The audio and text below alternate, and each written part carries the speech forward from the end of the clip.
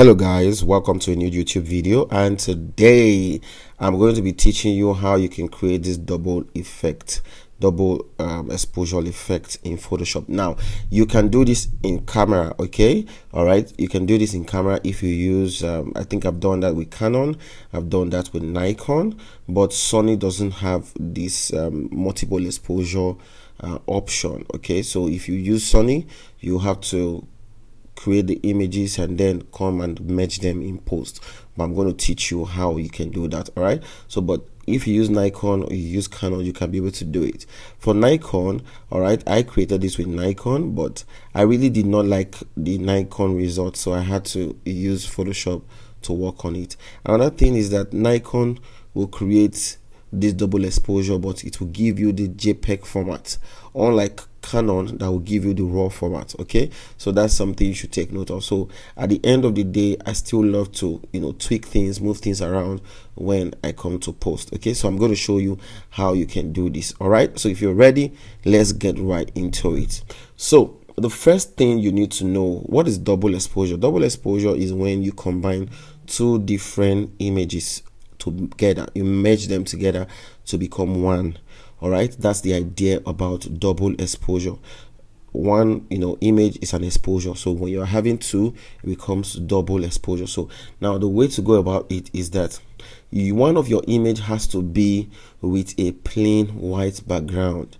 That way it will make it easier for you to walk around it. So in fact, you can even preferably you can make the base image a silhouette. Okay, so let me show you what I mean. So when I was going to take this picture that day, so that day I was just using natural light. Okay, so I just looked for a bright window and then I placed the subject just by the window and I exposed to get an overexposed background. So that's why you can still see that we can still see part of him.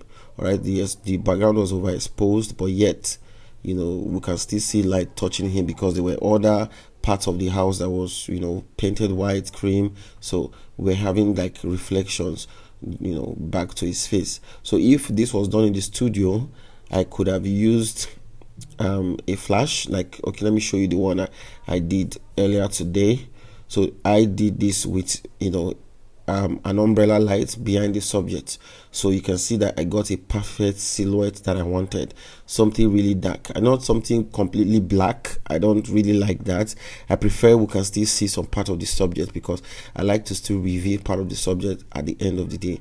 Okay, so what I would advise is for you to take a shot like this. So if you do not have a flash like this, or maybe you went for a shoot, you did not go with a flash, you don't have a modifier. If you have the flash without a modifier, just look for a plain wall and put your light facing the wall so that the wall can be overexposed. Then you have you'll be able to take this kind of silhouette kind of shot. But if you don't have that, you can just go to the front of the window. If there's white curtain, preferably white curtain, those tiny, the ones that still allow light to pass through, then you overexpose the shot, then you have something like this. Then you need a well exposed shot of the second exposure. It has to just be a normal picture, like properly exposed, irrespective of the background. You just need something really clean, something really fine. That's all.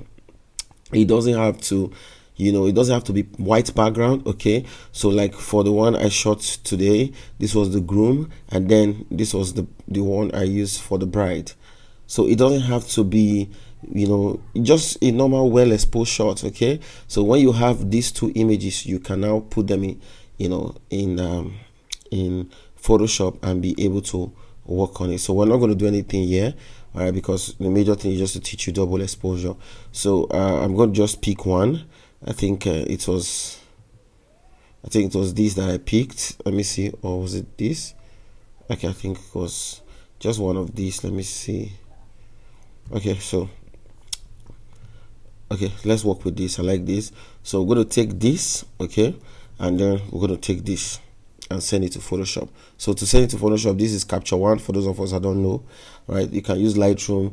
The main thing is that we're going to Photoshop for the main editing, so you could do your balancing, do anything you need to do here. Okay, so I'll just send it to Photoshop. So if you use Camera Raw, you can still do this. Just send the image to Photoshop. Once it gets to Photoshop, so that's where the work is going to start. So I could also add this. So just so we could add this, just to no, not this, sorry, I think okay, so this was what let me show you. This was the one that was created by Nikon camera, the one I did in the camera. So it's combined this picture with this picture, and this was the result. Okay, so if you look at the result, you see that some part of the ear was still showing. So I really did not like the result, and then because it's JPEG, you can see it is washed out. So trying to edit JPEG is just too stressful. But this other one, the raw, I could play with the colors and all of that. So that's why I really do not like doing it in camera. I just do it to impress the client. But then when I get to Photoshop, I still get to fix some of these stuff. So let's work with this, and where's it? Okay, we can work with this one. We can work with this and this. Since that's what I use for this, I can just send this to Photoshop as well. So let's create 2 double exposure, and let's see how it's going to look. Okay, so let's go to the beautiful world of Photoshop. So now when you get to Photoshop, the first thing I want to do, let's start with this first couple. The first thing I want to do is to achieve a perfect white background. So in order to do that, I'll take the object selection tool. So I have intentionally arranged my tool to be here instead of on this side, then my Retouching Academy on this side. All right, then my actions here. So I just like it like this. Okay, so that's my own kind of arrangement. I have my libraries here where I can easily move my settings, some of the presets I already saved on the library. So I'm just going to use the object selection tool and go over the subject. When I go over the subject, it's going to select the subject. Once that selection is done, I'm going to invert my selection by pressing Ctrl+Shift+I or Command+Shift+I for people that use Mac. Then you're going to come to brightness, and I'll increase the brightness to the highest. All right, so I just want it to be perfectly exposed. So but I'm coming down to the lower layer with with this spotting brush because I want to clean up this edge. Okay, so if you see anything, you can just clean it up. But this brightness layer, just you can see there was something showing here from the modifier, but then it just goes out because I've perfectly exposed it. Okay, so once I've done that, the next thing I want to do is that I can bring the lady. All right, so I'm going to drag and then come to this and then drop. When I drag and drop, so the next thing I want to do is just to maybe make it a bit smaller.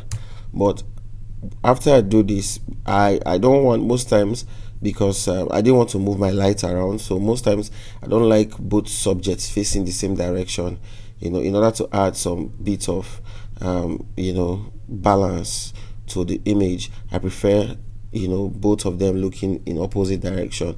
Okay, so I'm just going to press Ctrl+T. I'll right click, all right, or go for option, by pressing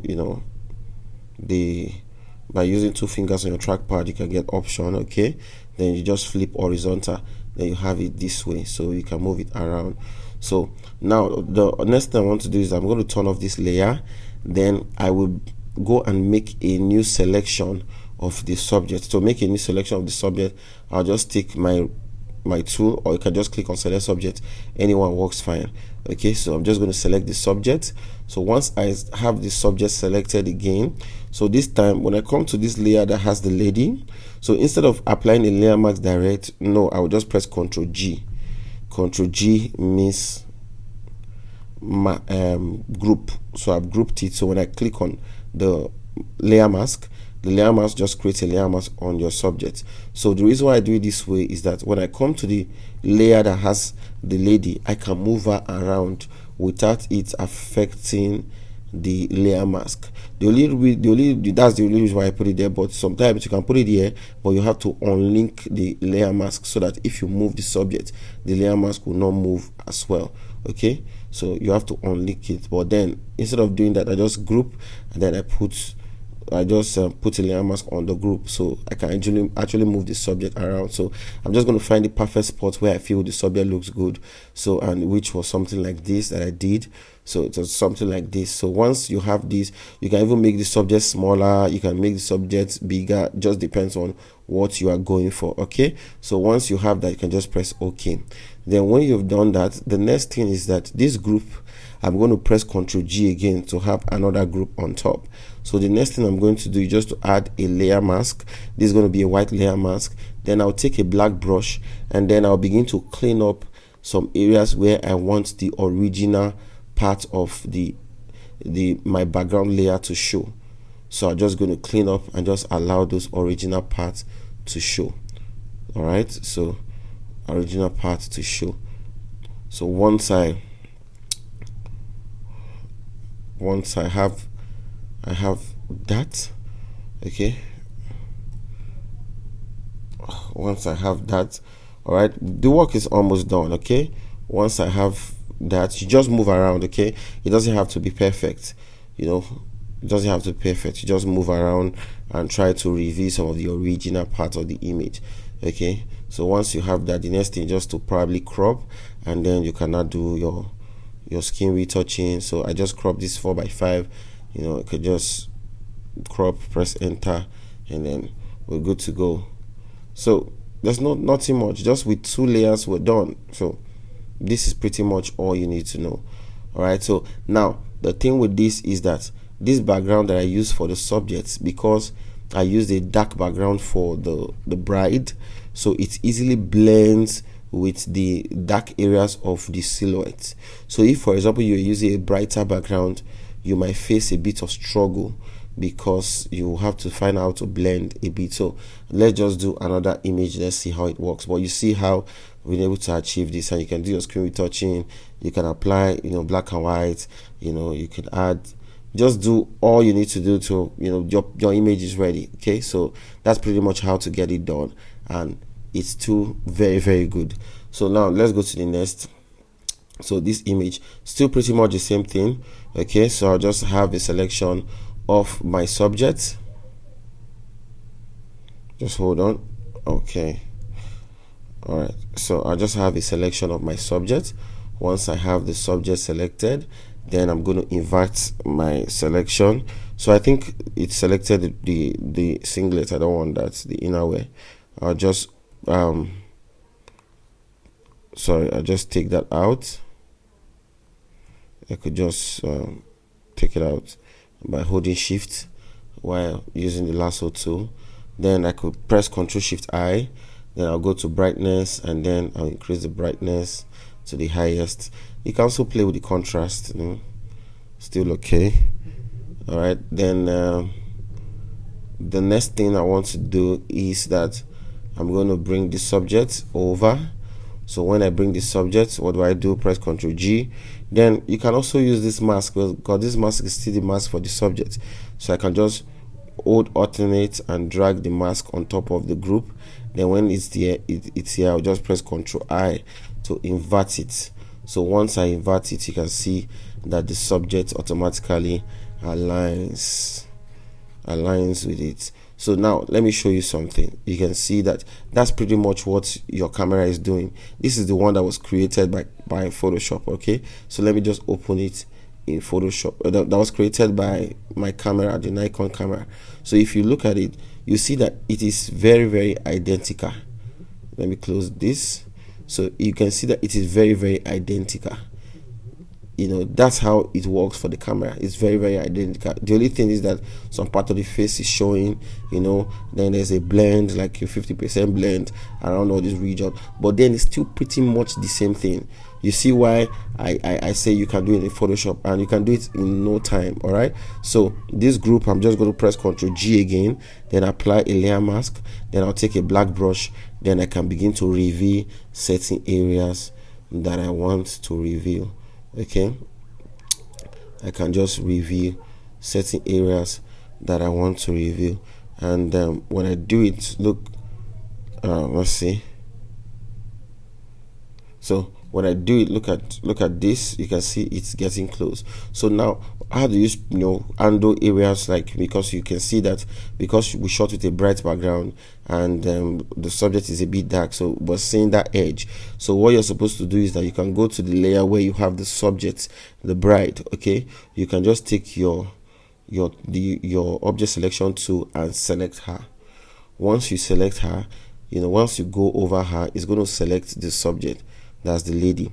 Then, but I don't need the lady, I need her background, so I'm going to press Ctrl+Shift+I to invert the selection. Then I will click on brightness. This time I'm going to reduce the brightness and then probably increase the contrast of the background. So this one is just the background of the lady, just to make the edges of the lady to blend in with the silhouettes that I have of the bride, of the groom, of the man.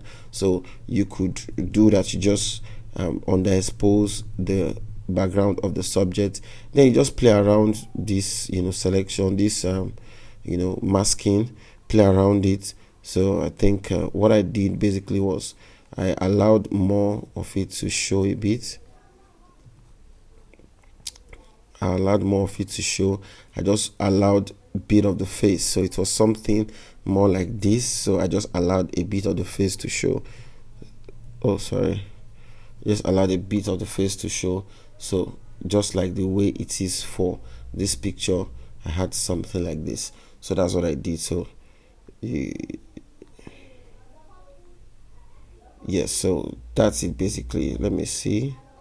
I didn't reduce the contrast so much, so you can still reduce the brightness, just play with the contrast a bit more, but I don't think you need too much. Just try to keep it as natural as possible, and then if you do it in your camera, you can use that as a guide so that you can have something that looks more like a camera kind of vibe than something you did yourself. So you can see how this one is looking washed out, no color, you can see all of that. But this one I did myself has more, it has more details. It has, compared to what I have from the JPEG version that was created by Nikon. I hope this video was clear. So just comment below if you enjoyed this video, and you can also suggest any other thing you want me to share with you. I hope you try this out. And if you try it out, you can tag me on Instagram. Okay, I'm Ncourage_photography on Instagram. So just tag me, and I'll just drop a comment, and see you on the next one. Peace. Thanks for watching. Subscribe, share this video, subscribe.